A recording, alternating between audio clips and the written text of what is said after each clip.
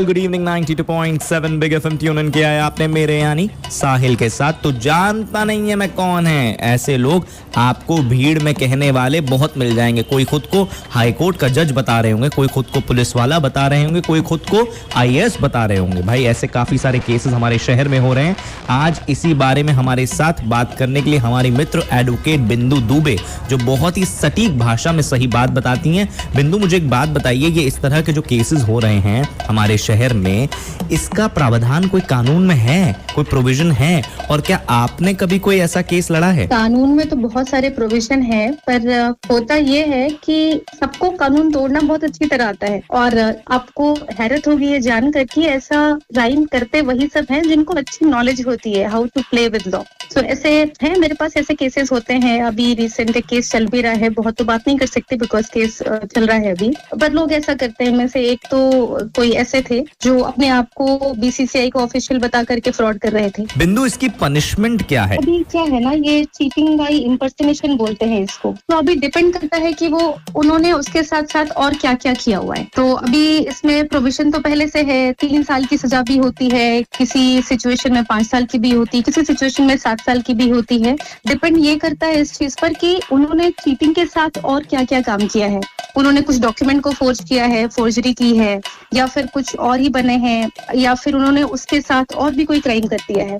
तो डिपेंड करता है इन सब पे, और सजाओं का प्रावधान अच्छी तरह से है। जरूरत सिर्फ रिपोर्टिंग की ज्यादा है पहले। Thank you so much. Advocate बिंदु हमारे साथ है, जिनसे बातचीत हो रही है ऐसे स्कैमर्स के बारे में जो आज हमें भीड़ भाड़ वाले इलाकों में हमारे शहर में मिल रहे हैं। कोई खुद को पुलिस वाला बता रहा है, कोई खुद को हाई कोर्ट का जज बता रहा है। अगर आपको ऐसा कोई बता रहा है, तुरंत भाई पुलिस स्टेशन में कंप्लेन करें। देखिए बात यह है कि आजकल ये जो स्कैमर्स हैं, इन्होंने अपनी सारी लिमिट्स क्रॉस कर दी हैं। पहले ये फोन तक सीमित रहते थे, आजकल ये गरबा पंडाल तक पहुंच गए हैं। खुद को पुलिस वाला बता रहे हैं, कोई हाई कोर्ट का जज बता रहा है। हमारे साथ एडवोकेट बिंदु दुबे हैं इसके बारे में बात करने के लिए। अच्छा बिंदु, मुझे ये बताइए कि ऐसे कौन कौन से अजीब अजीब से केसेस आपने हैंडल किए हैं? 2-4 महीने पहले ही मैंने एक एफआईआर फाइल करवाई, उसमें एफआईआर हुई, पर्सन अरेस्ट हुआ। और इसमें मजे की बात ये थी कि ये पूरी पढ़ी लिखी फैमिली के लोग थे जो क्रिमिनल्स थे। बेटा और उनके माँ और बाप, वो दोनों तीनों मिले हुए थे। तीनों मिल करके और हाई प्रोफाइल बातें करते थे, बड़ी बड़ी बातें करते थे, और करोड़ों के फ्रॉड कर डाले कई लड़कियों के साथ। तो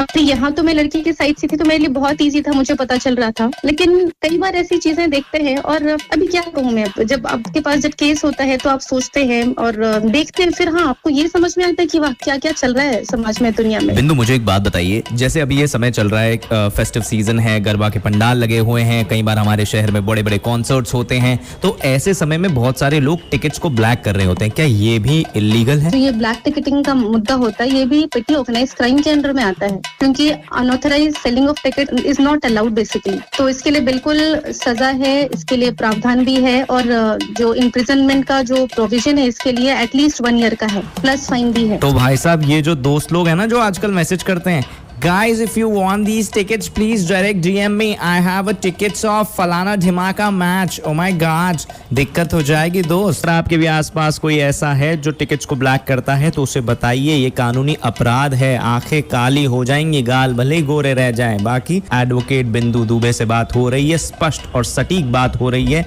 ऐसे स्कैमर्स के बारे में बात हो रही है जो आजकल गरबा पंडालों में, कॉन्सर्ट्स के बाहर मिलते हैं, वीआईपी एंट्री लेने की कोशिश करते हैं और वीआईपी ट्रीटमेंट लेने की कोशिश करते हैं, और खुद को बताते हैं कि वो या तो आईएएस हैं, या फिर खुद को बताते हैं कि वो बहुत बड़े कमिश्नर साहब हैं। वाह जी वाह। दोस्तों, अपने शहर मुंबई में उत्सव का माहौल हमेशा ही रहता है, लेकिन ऐसे ही माहौल में कुछ लोग पहुंच जाते हैं वीआईपी एंट्री, वीआईपी टिकटिंग के लिए, और कहते हैं, खुद को बताते हैं कि वो बहुत बड़े पुलिस वाले हैं या फिर बहुत बड़े जज हैं, हाई कोर्ट के, सुप्रीम कोर्ट के। हमने कहा भाई ऐसे कैसे?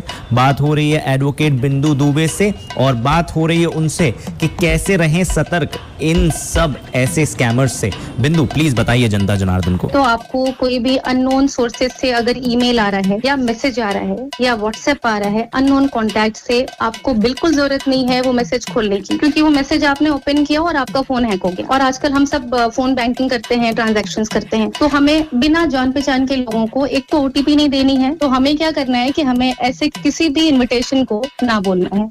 हमेशा ऑथराइज्ड लोगों के साथ ही बात करनी है और ऑथराइज्ड लोगों के साथ ही हमें बिजनेस करना है और शेयर ट्रेडिंग वगैरह भी जो आपके क्रेडिबल सोर्सेस होते हैं उनके साथ ही करना है। अच्छा बिंदु, मुझे एक बात बताइए, ये सवाल थोड़ा सा कंट्रोवर्शियल भी हो सकता है, but I really want to ask you because मुझे ऐसा लगता है कि हम ना दोस्तों से बहुत घिरे रहते हैं, तो ऐसे समय में क्या दोस्तों पे भरोसा करना चाहिए या दोस्तों को भी थोड़ा सा किनारे रखना चाहिए? नहीं, आज के जमाने में बिल्कुल सही नहीं है, आपको बिल्कुल पता नहीं होता, क्योंकि आपको ये समझना पड़ेगा कि दोस्ती भी अक्सर ऐसे ही खराब होती है और क्राइम्स भी अक्सर ऐसे ही होते हैं। क्राइम भी अक्सर आपके साथ जो बहुत जान पहचान वाले होते हैं उनकी वजह से हो जाता है।